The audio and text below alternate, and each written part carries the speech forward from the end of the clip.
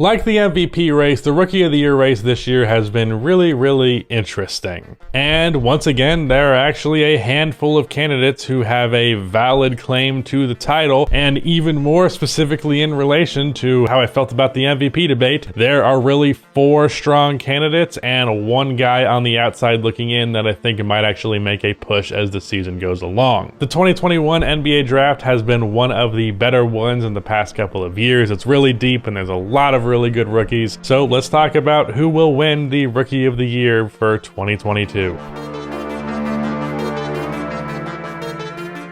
Before I continue on with this video, about half the people who watch these videos are not subscribed, so if you fall under the 50%, then please subscribe. Also drop a like on this video. It only takes 1 second and it makes a massive difference. Trying to hit 200k subscribers by the end of the year, and at this point when this video releases, there's probably a few days left. So if you haven't subscribed already, do me a favor and do so. The 4 main candidates for this award are Cade Cunningham, Franz Wagner, Scotty Barnes, and Evan Mobley. Now, unlike the MVP award, for the if the season ended version of this, I'm not even gonna bother to do it because it's that obvious. I think if the season ends right now, Evan Mobley is Rookie of the Year, and it's kind of like definitely him, right? Like there's guys on his coattails, but Evan Mobley has been the best rookie in the NBA this year. So in this video, I'm going to be focusing a whole lot more on what is going to be happening as the year goes along. So I'm going to be more projecting what to expect from these guys further on, rather than focusing so much on their current performance, even though I'll highlight that as well. So let's take a look at each of these guys individually. Cade Cunningham is without a doubt the leader of the not great case right now, but will later camp. Cade really has struggled with his shot this year, but for him, it's really been the tale of 2 halves. In the first 15 games, he averaged 13, 6, and 5 with 33, 24, 87 splits, but in the last 10 games, he has averaged 19, 6, and 6 on 45, 44, 83 splits. He has started to be more aggressive with his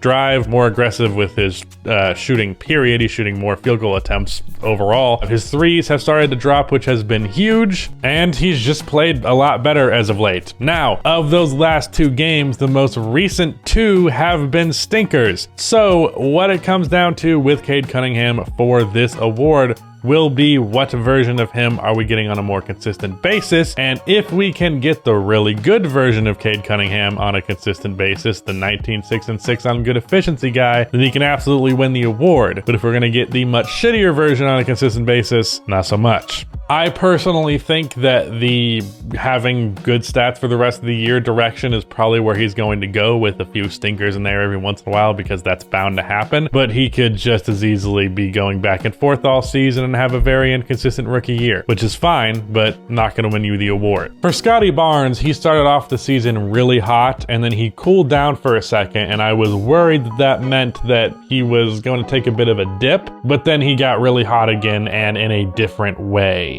He, along with Franz, have had some absolutely fucking wild mid-season improvements that you very rarely see, even in rookies, the level of improvement they've had in some aspects of their game. Scotty Barnes, for his first 18 games, shot just 1 3 a game, and he shot 26%. Since then, he has attempted 4.4 a game and shot 40%. The percentage difference is one thing, but it's also the increase in volume that drastically. That was also apparently mostly a coaching thing, but the fact that he decided to start shooting them and they started going in that quick, it's pretty crazy. As I mentioned, he cooled down about halfway through the last 30 games that he has played. He had an 8-game stretch where he averaged 12 after averaging 17 before and 17 after, but I personally think the 17 points per game version of Scotty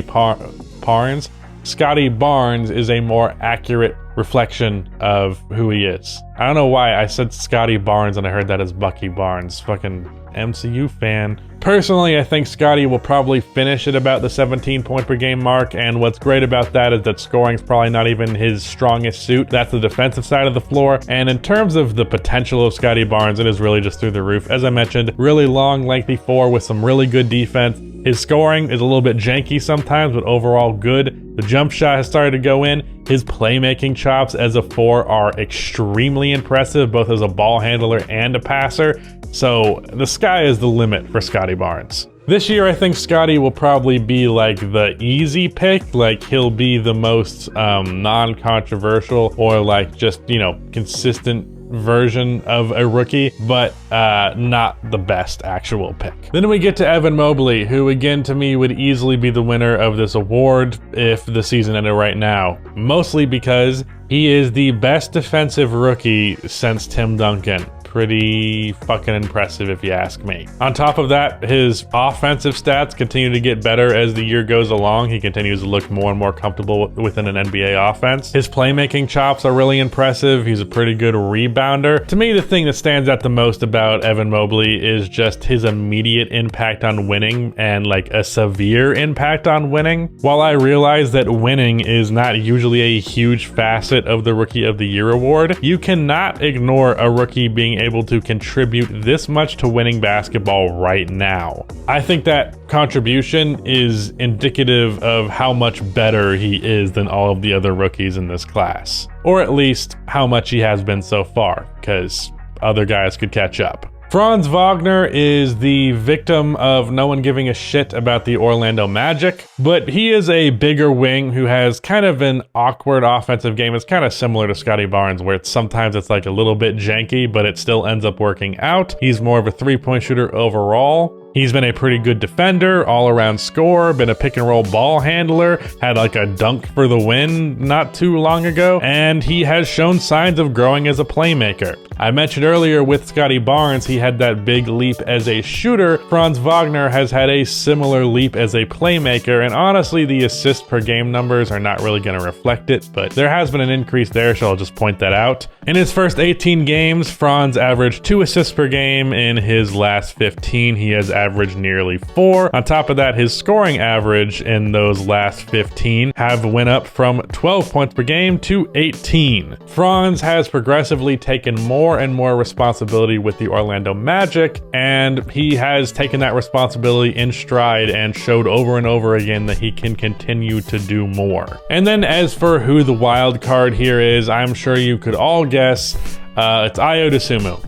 No, it's Jalen Green. Jalen Green has been really bad so far. There is no getting around that. But he has all of the tools and then some to be someone who scores points in droves, and he's had games where he's shown that to be clearly the case. Ultimately, filling up the stat sheet is mostly what this award is about, so while I will not be betting on him making serious noise at this point, I would not rule it out either. He just came back from injury the other day and dropped 20 points on the Indiana Pacers on pretty respectable efficiency, so hopefully that is a sign of things turning around. But as for my Rookie of the Year predictions for the year at large, I am going with Evan Mobley as the winner, which I guess is no surprise, followed closely by a 3-way tie for the next 4 spots. I feel like Cade, Franz, and Scottie are all going to finish in a relatively similar tier throughout the year. I didn't mean to rhyme there. But yeah, I think they're all kind of going to be in a similar tier by the time the year comes to a close, and Evan Mobley is going to be in a tier above. Shout out to Rudy for editing this video, but at the end of this video, please be sure to like and subscribe for more NBA content like this, and cue the outro music.